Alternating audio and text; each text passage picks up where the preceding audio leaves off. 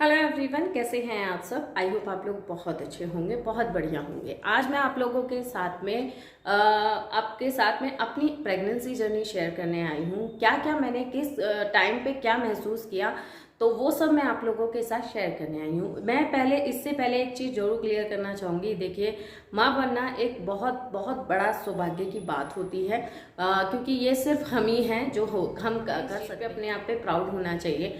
और लड़का हो लड़की हो, इसका कोई भी लेन देन नहीं होना चाहिए। जो हो बस स्वस्थ हो, बस इसी को सोचते हुए अपनी प्रेगनेंसी को एंजॉय करना चाहिए, अपने 9 महीने को एंजॉय करना चाहिए और बहुत ही अच्छे तरीके से इन टाइमों को एंजॉय करते हुए निकालना चाहिए। कभी बच्चे की लात का एहसास करना, कभी बच्चे का घूमना, कभी बच्चे का महसूस होना, कभी कुछ क्रेविंग होना, ये सबको है ना एक हैक्टिक टाइट मतलब एक परेशानी ना लेकर ना एक इस चीज़ को एंजॉय करते हुए अगर आप निकालेंगे तो ये 9 महीने कब निकल जाएंगे आपको नहीं पता चलेगा। और ऐसा लगेगा जैसे आँख खोली और आपके हाथों में एक नन्ही सी जान जो आपको देखकर मुस्कुरा रही होगी, या फिर आप उसको देखकर मुस्कुरा रहे होंगे, तो आपकी आंखें भी छलक जाएंगी इस चीज़ को देखकर। ये तो आप मानते ही हैं। फिर भी जब हम प्रेग्नेंट होते हैं तो ये सब चीज़ें हमारे दिमाग में आती हैं कि मेरे जो पेट में लड़का है या लड़की है, मेरे को क्या होने वाला है, लड़का या लड़की, मुझे क्या चाहिए, क्या ये हो सकता है जो मुझे चाहिए, क्या हो सकता है, मैं कैसे पता करूं कि मेरे पेट में लड़का है या लड़की। ये सारी जो क्यूरियोसिटी है ना, कुछ अपने आप से आती है, कुछ आसपास के लोग भी हमें इस चीज़ में डाल देते हैं। तो ये सब एक नॉर्मल सी बात है, हर एक माँ को ये चीज़ें महसूस होती हैं और वो करती भी है। तो बस ये वैसे इलीगल है, गवर्नमेंट ने ये सब चीज़ें बंद की हुई है। ये सोनोग्राफी के अलावा वैसे कोई भी नहीं बता सकता कि ये लड़का है या लड़की है। फिर भी कुछ हमारे दादी नानी के तौर तरीकों से, उनके प्रेगनेंसी के टाइम पे व्यवहार से और कुछ ऐसे सिम्टम से हम पता लगा सकते हैं कि हमारे पेट में लड़का है या लड़की है। बट ये कुछ चीज़ें किसी, तो चलिए आज मैं बताती हूँ कि मेरे हैं एक बेटा एक बेटी। तो इन दोनों की प्रेगनेंसी के मतलब इन जब ये बेटा था या फिर बेटी थी, इन दोनों के टाइम में मुझे क्या क्या चीज़ें महसूस हुई और इन दोनों के टाइम मतलब प्रेगनेंसी के टाइम पे मुझे क्या क्या डिफरेंस लगा, और जिसके वजह से मुझे लड़का या लड़की हुआ, जिसमें कि मुझे पता चल गया था कि हाँ मेरे को लड़की होने वाली है या जब बेटी होने वाली थी तो मेरे को ज़्यादातर है ना, जो मेरा पेट था, सबसे बड़ी बात, मेरा जो पेट था वो बहुत ही कम दिखा। 6 to 7 मंथ में वो मुझे ज़्यादा दिखाई देने लग गया था लड़की के टाइम पे।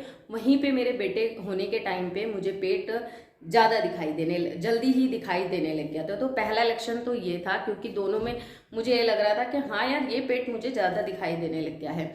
बेटी के टाइम का जो पेट था वो नीचे की तरफ था, मतलब यहाँ पे तो ऐसा पता नहीं, नीचे की तरफ था वो उसका पेट, मतलब उस टाइम पे पेट मेरा, और नीचे की तरफ पे इस तरीके से ढला हुआ था। और बेटे के टाइम पे मेरा बिल्कुल इस तरीके से था, छाती से बिल्कुल लगा हुआ और पेट बड़ा काफ़ी।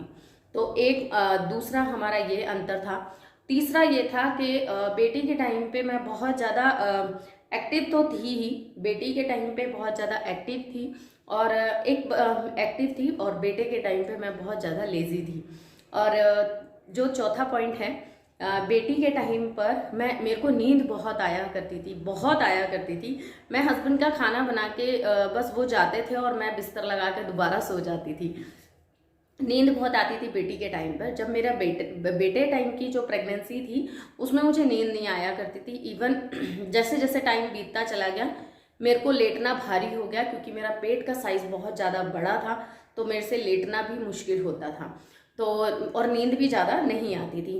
बेटी के टाइम पे शुरू से ही मुझे थोड़ा सा चटपटा खाने का बड़ा ही मन रहता था। हमेशा कुछ चटकीला सा खाना है, चटपटा खाना है, तीखा खाना है, मिर्चें सेक सेक के खा जाती थी। और बेटे के टाइम पे 5th to 6 मंथ के बाद से मैंने मीठा कंटिन्यू कर दिया था। मतलब मुझे जब देखो बस सपनों में और बाहर वैसे भी क्रेविंग सिर्फ मीठे की हुआ करती थी। मतलब तीखा भी खाती थी पर मीठे की क्रेविंग मुझे ज़्यादा होती थी। बेटी के टाइम पे मेरे को तीखे की क्रेविंग ज़्यादा हुआ करती थी। और बेटे के टाइम पर मेरे को राइट लेग्स बहुत ज़्यादा हैवी रहती थी, इवन इतना दर्द रहता था कि मैं इसके सहारे चल नहीं सकती थी, जिसे कहते हैं ना पैर भारी होना वो कुछ ऐसा सिस्टम था कि मैं बेड पे से उठ के मुझे किसी का सहारा लेना पड़ता था। और बेटी के टाइम पे मुझे ऐसा पैर में ऐसा कुछ इशू नहीं हुआ। तो ये कुछ ऐसे सिम्टम थे जिनसे मुझे डिफरेंस लगा कि हाँ मेरे पहले बेटी हुई है तो अब की बार शायद मुझे बेटा होगा। और फेस पे झाइयों की बात करते हैं सब लोग, तो जैसे बेटी के टाइम पर भी मेरा जो फेस था डल हो गया था, और वही डल हो जाना, डार्क पड़ जाना, जो मेरा स्किन टोन है उससे ज़्यादा डार्क पड़ जाना। और बेटे के टाइम पे भी सेम एज इट इज़ था, दोनों ही कंडीशन मेरी सेम रही स्किन को लेके। ड्राइनेस की बात करें तो मेरी दोनों के टाइम पे सेम रही, पर हाँ मैं दोनों टाइम पे अलग अलग जगहों पे थी। बेटी के टाइम पे मैं बेंगलोर में थी और बेटे के टाइम पे मैं जयपुर में थी, तो दोनों का एनवायरनमेंट बहुत ज़्यादा अलग है। तो ये कहना मुश्किल है कि मुझे उस टाइम पे क्या परेशानी हुई। और जो बेटे के टाइम पर नीचे वाले जो पार्ट में 6 to 7 मंथ के बाद बहुत जोर रहने लग गया। ऐसा लगता था जैसे कुछ मतलब नीचे ऐसा लगता था जैसे कोई पुश कर रहा है, इस तरीके का। बहुत जल्दी ही मुझे इस तरीके का महसूस होने लगा था कि कुछ तो मतलब नीचे धकेला जा रहा है। पर बेटी के टाइम पे ऐसा कुछ नहीं था, मैं भरपूर काम किया करती थी उस टाइम पे। तो ये सारी चीज़ें थी जो मैंने आप लोगों को बताई, जो कि कह सकते हैं कि आप बेटे और बेटी के टाइम में क्या क्या डिफरेंस हैं, क्या क्या नहीं। तो ये कुछ ऐसे डिफरेंस थे जो मैंने आप लोगों के साथ में शेयर किए। तो आई होप इनमें से कोई भी ऐसे सिम्टम होंगे जो, या फिर ऐसे लक्षण होंगे जो आप लोगों से भी मैच करते होंगे।